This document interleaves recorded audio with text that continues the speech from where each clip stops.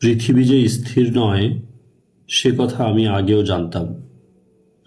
সূর্যকে কেন্দ্র করে মহাশূন্যের কক্ষপথে সে ঘুরছে। পৃথিবী হচ্ছে অন্ধকার ম্যাজিক মঞ্চে কালো সুতা দিয়ে ঝুলিয়ে রাখা উত্তর দক্ষিণে চাপা এক কৃষ্ণ কমলা লেবু। কালো সুতোটা চর্মচোখে দেখা যায় না, কিন্তু আছে। আমি যখন এই পৃথিবীর দিকে তাকাই তখন হঠাৎ দেখি ফলের দোকানে সুতো বাঁধা আপেলের মতো পৃথিবী ঝুলছে। আমি পৃথিবীর মুখ দেখতে পাই, কখনো প্রসন্ন, কখনো বিষণ্ণ। পৃথিবী নিরঞ্জনের মতো।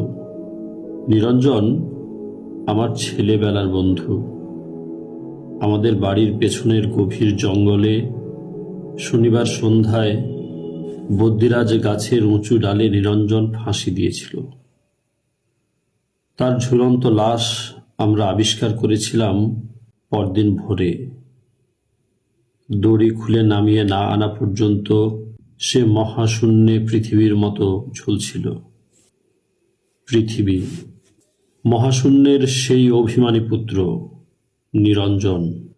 পার্থক্য এই, নিরঞ্জনের দড়িটা তাকালেই দেখা যায়, কিন্তু পৃথিবীর ফাঁসির দড়িটা অদৃশ্য, তা দেখা যায় না চর্মচোখে, কিন্তু খুব গভীর, নিমগ্ন, অন্তর্ভেদী চোখে তাকালে দেখা যায়।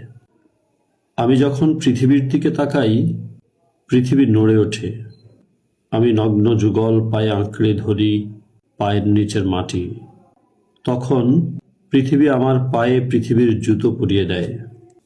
মানুষের বাসযোগ্য কিনা তা জরিপ করে দেখার জন্যই আমি এসেছিলাম এই পৃথিবীতে। মানুষ যেমন বাসযোগ্যতা জরিপ করতে গ্রহ থেকে গ্রহান্তরে যায়, প্রজ্বলন্ত দাউ দাউ অগ্নিকুণ্ডের ভিতর থেকে আমি বেরিয়ে এসেছিলাম লাল টকটকে লৌহ পিণ্ডের কমলা লেবুর মতো দুর্ধর্ষ অভিযাত্রীর কৌতূহলী চোখ নিয়ে। অতঃপর আমি প্রদক্ষিণ করেছি পৃথিবী নামক এই ক্ষুদ্র দ্বীপটিকে।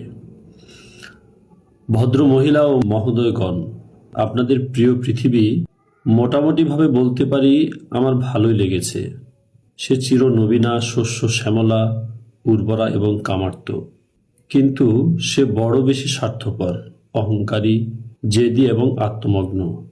এর সতেজ সবুজ রংটার কথা আমার বেশ মনে থাকবে।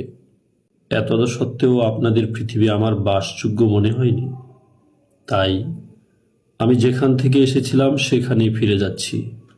ফিরে যাবার আগে নিরঞ্জনের অকথিত বেদনার কথা ভেবে আমি পৃথিবীর ফাঁসির গিঁটটা একটু ঢিলা করে দিয়ে গেলাম, যাতে আপনারা তার মুখের কিছু প্রয়োজনীয় কথা শুনতে পারেন, নানা কারণে যা সে কখনো বলতে পারেনি। আমি আবার আসব পৃথিবীর কোমল মৃত্তিকায় রেখে যাওয়া আমার ভালোবাসার পদচিহ্নের টানে। এখন বিদায়।